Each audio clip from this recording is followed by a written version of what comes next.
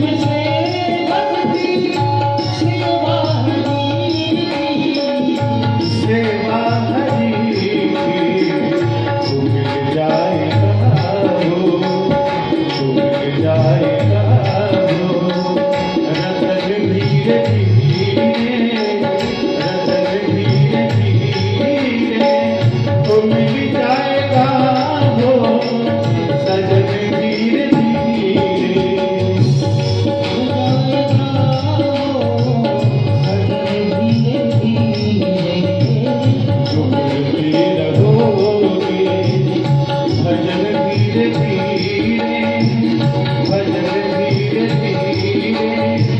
तो मिल जाएगा हो, सजन धीरे धीरे तो मिल जाएगा हो, सजन धीरे धीरे तो मिल जाएगा हो,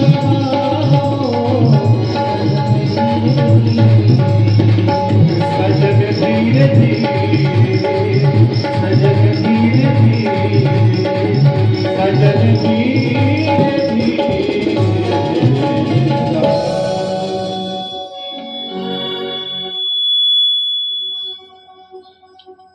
कैसे पिशाच की गति हुई बिंदु नामक ब्राह्मण की कल आप श्रवण किए। उसके बाद में बड़ा सुंदर ऋषियों ने प्रश्न किया। एक बार विवाद हो गया, ऋषियों में विवाद हो गए। किसी ने कहा ये श्रेष्ठ है, 6 कुल के ऋषियों में विवाद हो गया। किसी ने कहा ये श्रेष्ठ है। तो सब निर्णय कराने के लिए ब्रह्मा जी के पास गए। कहा पितामह आप ही निर्णय कीजिए, हम कहते हैं ये श्रेष्ठ है, ये कहते हैं ये श्रेष्ठ है, अब आप ही बताइए कौन श्रेष्ठ है। तो पितामह ब्रह्मा कहते हैं एस देव महादेव सर्वज्ञ जगदीश्वर, सर्वज्ञ जगदीश्वर, सर्वज्ञ जगदीश्वर। पितामह ब्रह्मा ने कहा, भोलेनाथ के लिए कहा, महादेव के लिए कहा कि महादेव ही एकमात्र परम श्रेष्ठ है।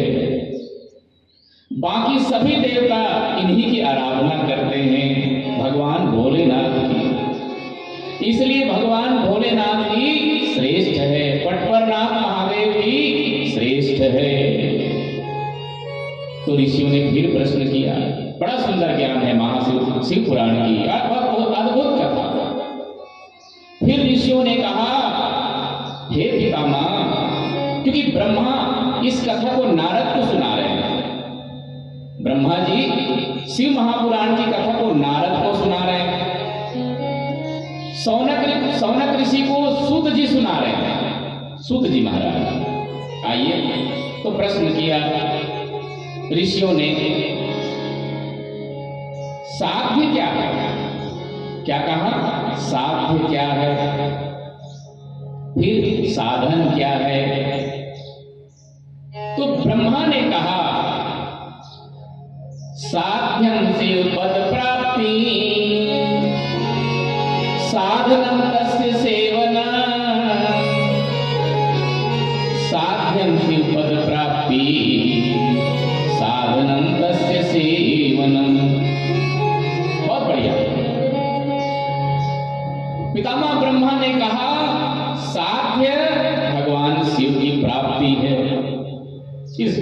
इस संसार में साध्य भगवान भोलेनाथ की प्राप्ति है, महादेव की प्राप्ति है। साधन क्या है? ये साधन है शिव महापुराण की कथा को श्रवण करना, ये साधन है। साधक कौन है? जो श्रवण, जो भगवान की कथा का श्रवण करता है, मस्तक पर त्रिपुंड लगाता है, गले में रुद्राक्ष पहनते हैं और मुख से शिव शिव नाम को उच्चारण करते हैं, उसका दर्शन त्रिवेणी संगम का दर्शन है, प्रयागराज का दर्शन है साक्षात। जिसके गले में रुद्राक्ष है और मस्तक पर त्रिपुंड है और मुख में शिव शिव नाम है, ये साक्षात त्रिवेणी संगम है। तो साधन शिव महापुराण की कथा को श्रवण करना, ये साधन है। साध्य भगवान भोलेनाथ की प्राप्ति, निश्चित प्राप्ति हो जाती है। जब हम शिव महापुराण की कथा को श्रवण करते हैं तो भगवान भोलेनाथ अपने जैसे बना देते हैं। रुद्र एवं न संशय, रुद्र एवं न संशय, ये शृण्वन्ति मुनिः शैवम् पुराणं शास्त्रमुक्तम् ते मनुष्या न मन्तव्या रुद्रा एव न संशय। वो साक्षात रुद्र तुल्य हो जाते हैं जो शिव महापुराण की कथा को श्रवण करते हैं। बहुत बढ़िया, बहुत बढ़िया ज्ञान। ऋषियों ने कहा धन्य है, धन्य है हे पितामह ब्रह्मा। एक चीज और बहुत बढ़िया प्रश्न करते हैं, प्रभु ठीक है आपने कहा श्रवण करें, कीर्तन करें, ये 3 फुट को बताए, कीर्तन करें, श्रवण करें और मनन करें। ये तीनों कर सकते हैं जिसके पास में आंख है, जिसके पास में कान है, जिसके पास में जीवा वाणी है, वो ये कर सकते हैं। पर प्रभु जिसके पास में वाणी नहीं है, जो बहरा है, वो क्या करेंगे प्रभु? इस बात को सुन करके सूत जी के आंख में आंसू आ गए। धन्य है ऋषियों, धन्य है। आप लोग कहां तक, कितने नीचे, अर्थात समाज से बिल्कुल छोटे वर्गों के लिए भी आपने प्रश्न किया, जो समाज में सबसे छोटे कहलाते हैं, गूंगा और बहरों के लिए भी धन्य है ऋषियों, धन्य है। यहीं पर बहुत बढ़िया ज्ञान देते हैं। सूत जी महाराज के नेत्रों में अश्रु जल बह गए और कहते हैं एक बार मंदराचल पर्वत पर तपस्या करते हुए सनकादि ने भगवान नंदीश्वर से एक प्रश्न किया। भगवान नंदीश्वर ने ये ज्ञान को सनकादिकों को सुनाया है, सनक सनंदन सनातन सनत कुमारों को। तो आदि शिवलिंग की उत्पत्ति के बारे में बता रहे हैं। बहुत बढ़िया, भगवान शिवलिंग है, आदि शिवलिंग की उत्पत्ति। एक बार भगवान जो है, भगवान नारायण बैठे हुए थे अपने शेष सैया पर, लक्ष्मी मैया चरण दबा रही थी। तो लक्ष्मी मैया चरण दबा रही थी और भगवान नारायण बढ़िया शयन कर रहे थे, यानी ध्यान में थे भगवान नारायण। उसी समय पितामह ब्रह्मा आए और कहा उत्तिष्ठ वत्स, हे बेटा उठो, उत्तिष्ठ वत्स, हे बेटा उठो। कौन कहा? ब्रह्मा ने। किससे कहा? भगवान नारायण से। ध्यान से सुनना है। तो भगवान नारायण मुस्कुराते हुए कहा स्वस्ति ते स्वागतम वत्स, स्वस्ति के स्वागतम, हे पुत्र स्वागत है तुम्हारे। किसको कहा? ब्रह्मा को कहा। अब ब्रह्मा की बुद्धि मारी गई थी जो भगवान को पहले कहा कि तुम मेरे पुत्र हो, नारायण को बोले। तो भगवान नारायण मुस्कुराते हुए क्या बोले? स्वस्ति ते, बस तुम्हारा कल्याण हो पुत्र, तुम्हारा कल्याण हो। तो पितामह ब्रह्मा ने कहा, पितामहस्य जगतः, हे नारायण मैं सारे जगत का पिता हूं, मैं सारे जगत का पिता हूं, इसलिए तेरा भी पिता हूं मैं, इसलिए तेरा भी पिता हूं। तो भगवान नारायण ने कहा, मन नाभि कमलात जाता है, हे ब्रह्मा तू मेरे नाभि कमल से जन्म लिया है, इसलिए मैं तेरे पिता हूं। तो ब्रह्मा क्रोध हो गया, इसका फैसला हो जाएगा। क्या चाहते महापुरुष? भगवान नारायण ने कहा, क्या चाहते हो महापुरुष? पितामह ब्रह्मा ने कहा, युद्ध। युद्ध? युद्ध के परिणाम जानते हो? बोले कुछ भी हो, जो जीतेगा वही पिता होगा और जो हारेगा वही पुत्र कहलाएगा। जो हारेगा वो पूजा करेगा अपने पिता की। ठीक है। पितामह ब्रह्मा जो है पाशुपत अस्त्र चला दिया। ध्यान से सुनना, बहुत बढ़िया कथा है। आदिलिंग की उत्पत्ति है। सबसे पहले आदिलिंग 12 ज्योतिर्लिंग के पहले की। तो पितामह ब्रह्मा पाशुपत अस्त्र चला दिए और भगवान नारायण महेश्वर अस्त्र चला दिए। अब दोनों भयंकर अस्त्र अगर टकरा जाएंगे, प्रलय हो जाएंगे संसार में, कोई बचेगा नहीं। तो देवता लोग त्राही करके चिल्लाए, बचाओ बचाओ बचाओ। अब कौन बचाएगा? क्योंकि पालनहारा ब्रह्मा, विष्णु भगवान पालनहारा और पितामह ब्रह्मा सृष्टि करने वाले दोनों युद्ध कर रहे हैं, तो बचाएंगे कौन?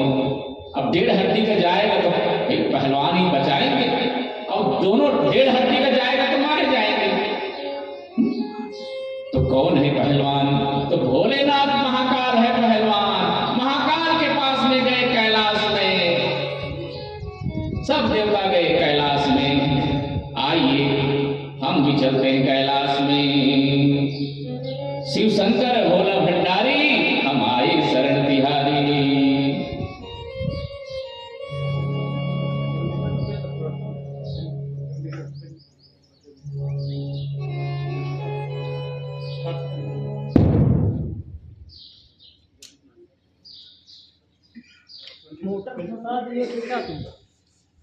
भगवान भोलेनाथ ने कहा, देवताओं मैं जानता हूं, प्रभु जानते हैं आप, लेकिन देर करेंगे प्रलय हो जाएगा।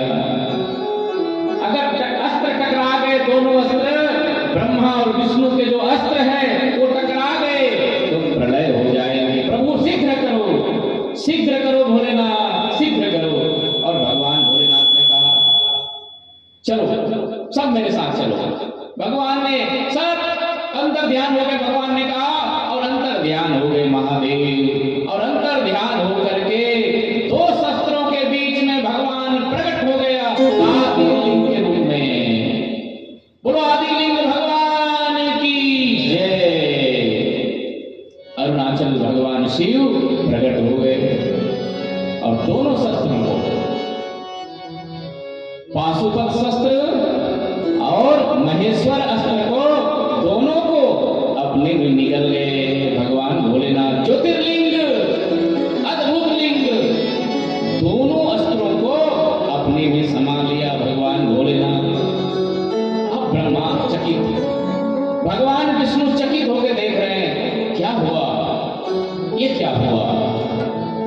लगता है हम दोनों युद्ध कर रहे हैं, लेकिन हम दोनों के युद्ध के शस्त्रों को अपने में निगलने वाले ये महापुरुष प्रकट हो गया।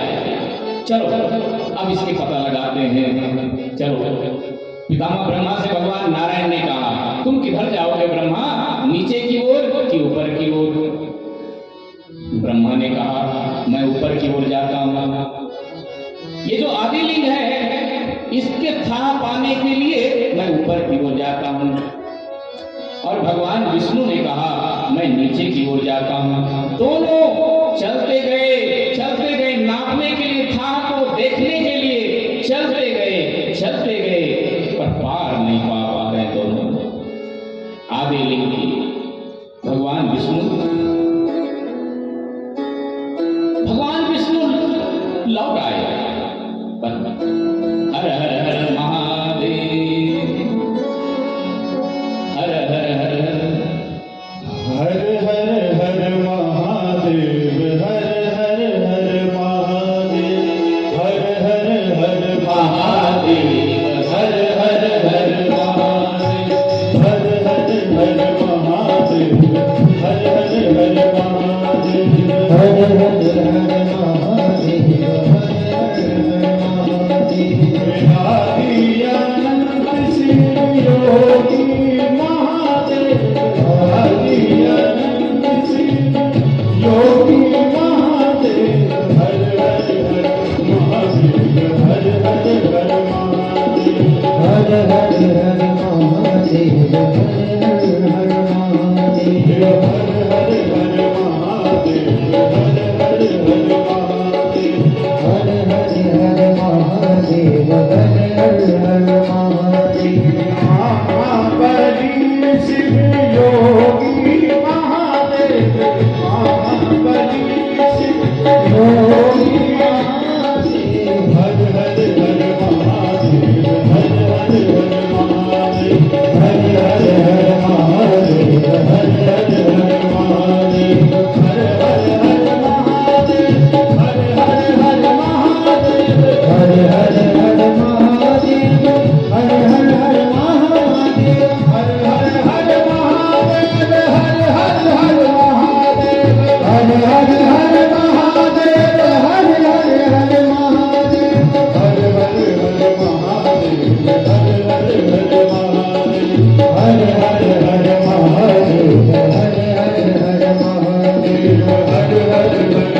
महादेव, हर हर हर महादेव, हर हर हर महादेव, हर हर हर महादेव, हर हर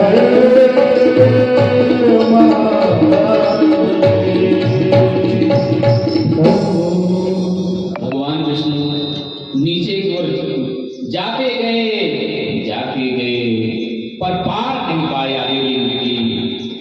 भगवान नारायण ने कहा, मैं तो पार नहीं पा पाया, चलो वापस चलता हूं। भगवान नारायण वापस आ गए। पितामह ब्रह्मा ने सोचा, अगर मैं वापस लौट गया तो मेरी पूजा कौन करेगा? ब्रह्मा को अपनी पूजा की पड़ी हुई थी। अगर मैं वापस आ गया तो मेरी पूजा कौन करेंगे? फिर भगवान भोलेनाथ मुस्कुराए, क्योंकि जगदीश्वर महादेव, अंतर्यामी महादेव मुस्कुराए। और जैसे ही मुस्कुराया, ऐसे केतक नाम के फूल गिरा नीचे, केतक फूल गिरा नीचे, और गिरते गए,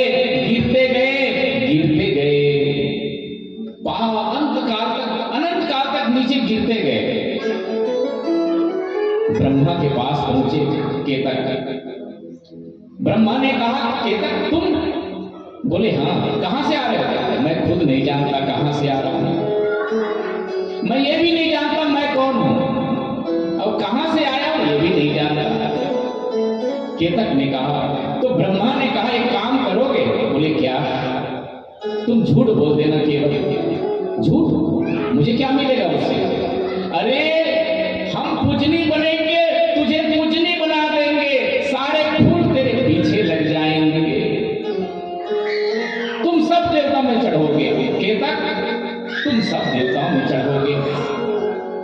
अच्छा, तो चलो हम झूठ बोल देते, कोई बात नहीं, चलो। फिर ब्रह्मा आए और केतक के साथ आए, और जैसे ही भगवान नारायण को देखा, क्यों नारायण आपने पता लगाया ज्योतिर्लिंग आदिलिंग की गहराई को पता लगाया? बोले नहीं, हम तो नहीं लगा पाए भाई। भगवान नारायण झूठ नहीं बोले, सत्य बोले भगवान नारायण। कहा हम तो पता नहीं लगा पाए। तो क्यों ब्रह्मा, आपने पता लगाया? अरे हम थोड़ी ऐसे कह रहे थे, हम थोड़ी ऐसे कह रहे थे, हम आपसे पूजनी है। ब्रह्मा ने झूठ बोल दिया, नारायण हम आपसे पूजनी है, हम पता लगा रहे हैं। अच्छा, तो कोई प्रमाण है? कोई प्रमाण है? बोले हाँ। केतक, बोलो बोलो बोलो केतक। केतक था। केतक ने कहा हाँ, मैं था ना वहां पर, जब ब्रह्मा ऊपर की ओर जा रहे थे ज्योतिर्लिंग आदिलिंग के पता लगाने के लिए, उस समय मैं वहीं था। जब ये था पता लगा लिए, मैं वहीं पर था। अच्छा, तब तो हमें पूजन करना पड़ेगा, भगवान नारायण ने कहा। और भगवान नारायण 1600 प्रकार से पूजन करने लगे पितामह ब्रह्मा को। जैसे ही पूजन करने लगा, उसी समय भगवान आदिलिंग से प्रकट हो गए महादेव, महापति महादेव। बोलो शंकर भगवान की, पटपरनाथ महादेव की प्रकट हो गए। आइए, हर हर हर महादेव। आदि अनंत शिव प्रकट हो गए। और ब्रह्मा से कहा क्यों ब्रह्मा, तूने झूठ बोला? तूने झूठ बोला? नारायण, हे नारायण, आप सत्य के देवता हैं। हे नारायण, आज से हम और आप दोनों एक हैं। और ब्रह्मा, हम तुझे श्राप देते हैं, तुझे हम श्राप देते हैं, तेरे कोई मंदिर नहीं बनेंगे आज के बाद, कहीं तेरी पूजा नहीं होगी। तो विधाता होकर के झूठ बोला? अरे विधाता झूठ बोलेंगे तो दुनिया प्रलय हो जाएगी, ये दुनिया किसके शरण में जाएंगे फिर? इसलिए हम तुझे श्राप देते हैं, तेरी कहीं पूजा नहीं होगी, तेरे कहीं मंदिर नहीं बनेंगे। और नारायण, जैसे मेरी पूजा होगी हे हरि, ऐसे सब जगह तुम्हारी पूजा होगी। तो क्षमा मांगे बार बार, लेकिन नहीं, भगवान भोलेनाथ क्रोध में थे। प्रलयंकर महादेव ने क्रोध किया, तीसरी नेत्र को प्रकट किया, काल भैरव भगवान को प्रकट किया। बोलो काल भैरव भगवान की जय। काल भैरव भगवान प्रकट हो गए और काल भैरव भगवान से महादेव ने कहा, काल भैरव, हाँ प्रभु, इसके ये जो ब्रह्मा है इसकी पूजा करो। कैसे पूजा प्रभु? नूनम अर्चय खड़गेन, खड़ग से पूजा करो। इसके 5वें सिर को जो झूठ बोला है, जिस सर से झूठ बोला, उसके सर को पकड़ के काट दो, खड़गेन, खड़ग से काट दो। जी प्रभु। काल भैरव भगवान काल की तरह थे, बिल्कुल। काल भैरव भगवान ने 5वें सिर ब्रह्मा के पकड़ा, काट दिया। ब्रह्म हत्या आ गई। वहां पितामह ब्रह्मा बार बार प्रार्थना करने लगे, बार बार प्रार्थना करने लगे। तो भगवान भोलेनाथ ने दया की और कहा, हे ब्रह्मा, हम तुझे श्राप तो दिए हैं, तेरी कहीं पूजा नहीं होगी, तेरी कहीं मंदिर नहीं बनेंगे, पर एक वरदान देते हैं। क्या प्रभु? यज्ञ तेरे बिना नहीं होंगे, यज्ञ के तुम प्रधान देवता होंगे। भगवान भोलेनाथ ने कहा, तेरे बिना यज्ञ नहीं होंगे, यज्ञ के तू ही प्रधान देवता होंगे। पितामह ब्रह्मा और भगवान नारायण ने भी कहा, प्रभु क्षमा कर दो। क्षमा कर दिए भगवान भोलेनाथ। केतक भी आए। केतक, तुमने झूठ बोला, आज के बाद तू मेरे सर पर नहीं चढ़ेगा, कोई भी मेरे शिवलिंग में तुझे चढ़ाएंगे नहीं, याद रखना केतक। प्रभु क्षमा कर दो भोलेनाथ, आप भोले हैं, भोले भंडारी हैं, क्षमा कर दो प्रभु। हाँ ठीक है, एक वरदान देते हैं, तुम सभी देवताओं में चढ़ोगे, मेरे सिवाय तुम सभी देवताओं में चढ़ोगे। आइए काल भैरव की उत्पत्ति की कथा को जो सुनते हैं उसके सारे पाप ताप नष्ट हो जाते हैं। ऐसे काल भैरव भगवान और आदि लिंग की कथा को जो सुनते हैं, धारण करते हैं, उसके सारे पाप ताप नष्ट हो जाते हैं। आइए काल भैरव की स्तुति की ओर चलते हैं।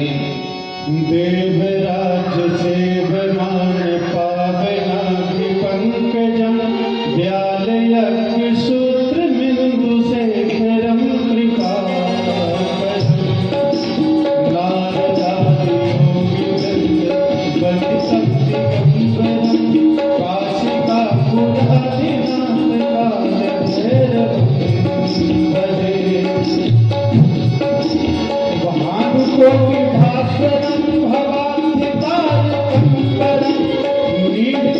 शक्ति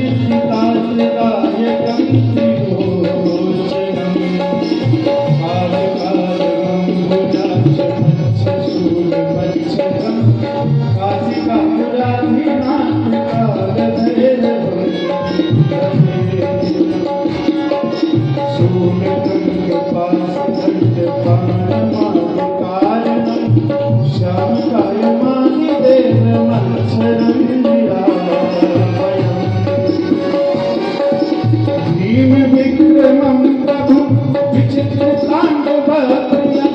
काशिका पुराधिनाथ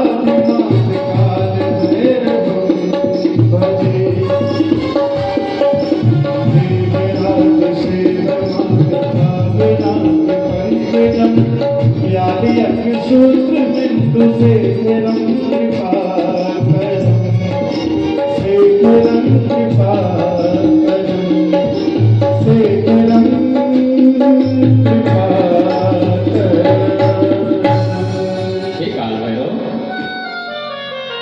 ये ब्रह्म हत्या है। ये ब्रह्म हत्या तू जहां जाएंगे वहां जाएगी। और हे काल भैरव, तुम सारे पृथ्वी में जितने शिवलिंग है उनका दर्शन करना और अंत में काशी में जाना। और काशी में जैसे जाओगे, जहां पर ये कपाल गिरेंगे ब्रह्मा की, वहीं पर कपाल मोचन के नाम से विख्यात होंगे। और हे काल भैरव, तुम काशी में कोटवाल कहलाओगे। हे काल भैरव, ब्रह्म हत्या की पाप वहीं से कट जाएंगे। काशी में जहां कपाल मोचन कहलाएंगे, पाप मोचन के नाम से तुम विख्यात होंगे। तुम पाप को, जो भी तुम्हारे शरण में जाएंगे उसके पाप को खाना। इस तरह से काल भैरव भगवान को वरदान दिए महादेव। और बहुत बढ़िया, काशी में जब दर्शन करते हैं विश्वनाथ भगवान की, तो हम काल भैरव का भी दर्शन करते हैं, सब करते हैं। भगवान काल भैरव विराजमान हैं। पितामह ब्रह्मा को बहुत सुंदर ज्ञान देते हैं। भगवान भोलेनाथ बहुत बढ़िया ज्ञान देते हैं। भगवान विष्णु को कहते हैं, हे ब्रह्मा, हे विष्णु, 5 कृत्य सृष्टि में चालू है। ये सृष्टि 5 कृत्यों से निरंतर चलते रहते हैं। 5 कृत्य क्या क्या? पितामह ब्रह्मा ने कहा, प्रभु हे भोलेनाथ, कौन से 5 कृत्य है? हमें ध्यान से सुनना है, बहुत बढ़िया ज्ञान है। अगर ये ज्ञान मालूम हो गए तो आप भोलेनाथ को छोड़ नहीं सकते, महादेव को कभी छोड़ नहीं सकते। महादेव ने कहा, हे नारायण, मेरे 5 मुख है, पंचानन हूं मैं। मेरा एक मुख ब्रह्मा का है, दूसरा मुख विष्णु का है, तीसरे मुख रुद्र का है, चौथा मुख महेश्वर का है, और 5वां मुख मैं पटपड़नाथ महादेव हूं। 5वां मुख है मेरा पटपर, माने धरती से निकला हुआ महादेव स्वयंभू शिवलिंग है। ऐसे महादेव की शरण में हम सब बैठे हुए हैं। तो भगवान भोलेनाथ ने कहा, हे ब्रह्मा, सृष्टि पृथ्वी में है, धरती में सृष्टि है। धरती पे जीव उत्पन्न होते हैं, जलचर, थलचर, नभचर, नाना। तो सृष्टि कहाँ है? धरती में है, पृथ्वी में है। और पितामह ब्रह्मा से कहा, हे ब्रह्मा, पालन जल से है, तो हे नारायण तुम जल के स्वामी हो, तुम पालनहारा हो। हे पितामह ब्रह्मा, तुम सृष्टि करने वाला हो, तो सृष्टि कहाँ है? पृथ्वी में है। जल में पालन है, जल में पालन होता है जल से। तो हे नारायण, आप पालनहारा हो, इसलिए आप जल में शयन करते हैं। और तीसरा प्रलय। प्रलय किसमें है? अग्नि में है। प्रलय अग्नि में है। और चौथा तिरोभाव। तिरोभाव अदृश्य हो जाना, ये वायु में है। तो भगवान भोलेनाथ ने कहा तिरोभाव माने वायु में है। और चौथा अनुग्रह, वो किसमें है? आकाश में है।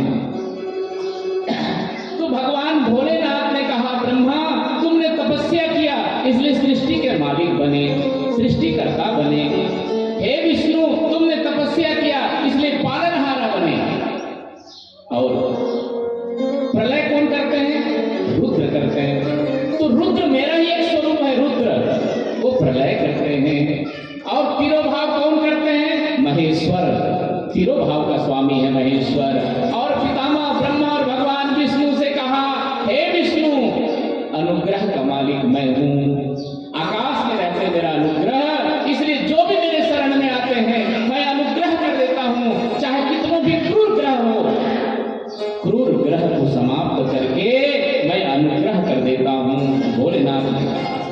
इसलिए भोलेनाथ ही अनुग्रह के मालिक है। और भगवान भोलेनाथ ने कहा, मैं अनुग्रह को किसी को नहीं देता हूँ, अपने पास रखता हूँ, आकाश में रहते मेरा स्वरूप। इसलिए कहते हैं नमामि समीशान निर्वाण रूपम विभुम व्यापकम ब्रह्म वेद स्वरूपम निजम निर्गुणम निर्विकल्पम निरीहम चिदाकाशोमाकाश वासं भजेहम्। चिदाकाश, ये चेतन आकाश में मैं आच्छादित हूँ, वस्त्र के रूप में मैंने धारण किया है, इसलिए मैं अनुग्रह के मालिक हूँ। मेरे अनुग्रह है और इसी अनुग्रह को याद दिलाना है। याद रखिएगा, एक लोटा जल चढ़ाते हैं महादेव में तो उनको याद दिलाना है। क्या क्या कहना है? आशुतोष तुम औढ़र दानी, आरती हरहु दीन जन जानी। आशुतोष तुम औढ़र दानी, आरती हरहु दीन जन जानी। आशुतोष तुम औढ़र दानी, आशुतोष तुम औढ़र दानी, आरती हरहु दीन जन जानी। आरती हरहु दीन जन जानी। आशुतोष तुम औढ़र दानी, आरती हरहु दीन जन जानी। आशुतोष तुम औढ़र दानी, आरती हरहु दीन जन जानी। आरती हरहु दीन जन जानी।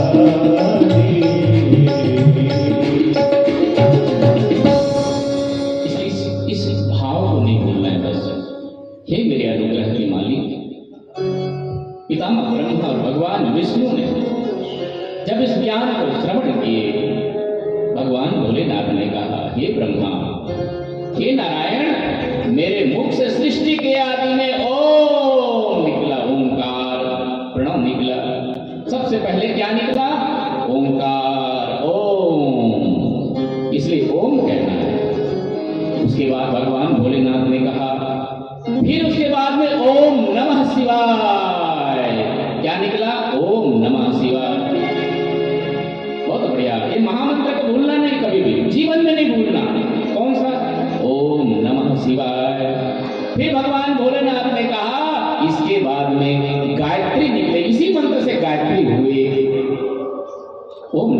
काल से। तो भगवान भोलेनाथ ने ब्रह्मा और विष्णु को मंत्र प्रदान किया। कौन से मंत्र को? पंचाक्षरी मंत्र को प्रदान किया। जगत गुरु भगवान भोलेनाथ, इसीलिए जगत गुरु क्या कौन से हैं? याद रखना, जगत गुरु कौन है? भगवान भोलेनाथ। क्योंकि ब्रह्मा को दीक्षा दिया, भगवान विष्णु को दीक्षा दिया महादेव ने, इसलिए जगत गुरु कहलाए। तुम त्रिभुवन गुरु वेद बखाना, आन जीव पावर का जाना। तुम त्रिभुवन गुरु वेद बखाना, आन जीव पावर का जाना।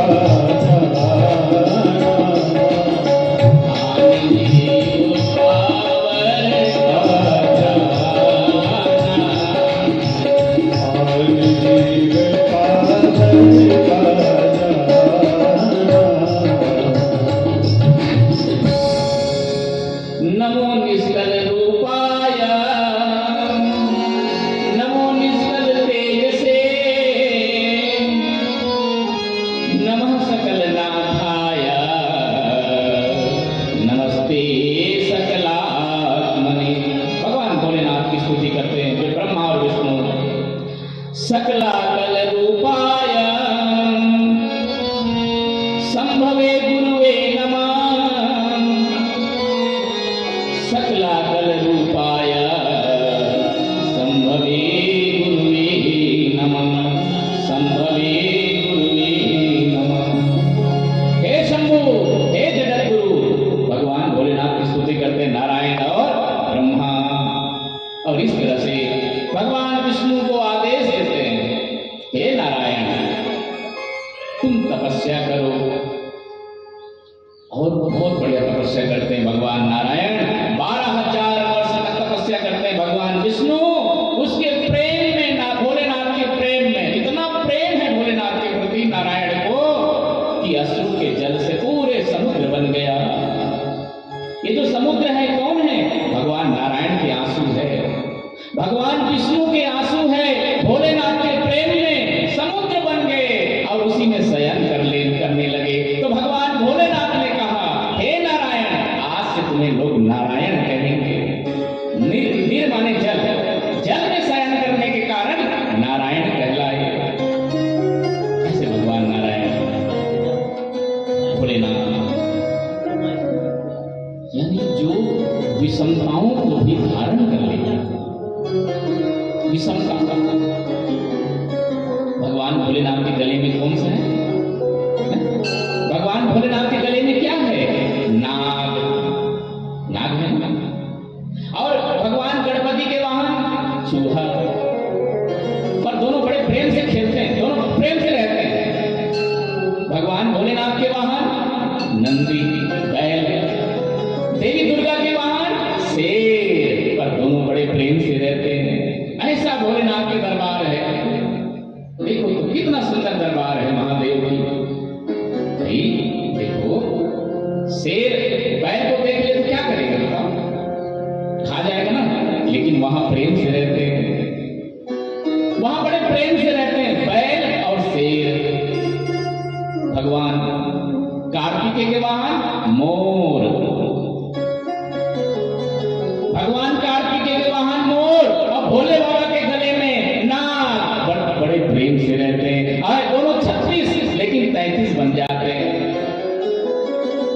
दोनों 33 बन जाते हैं। ऐसे भोलेनाथ की कृपा करुणा सागर।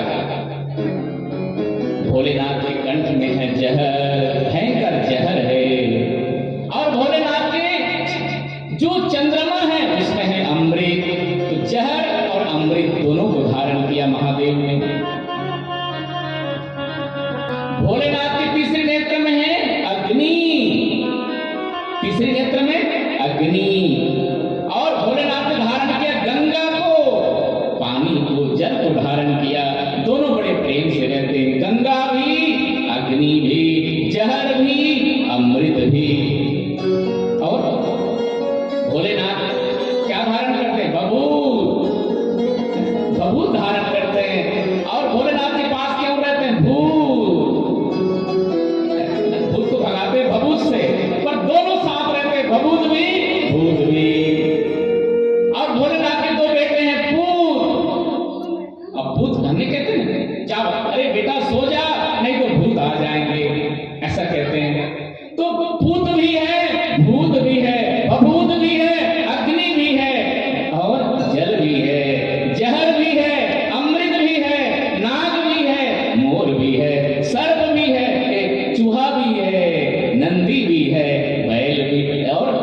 शेर भी है, सब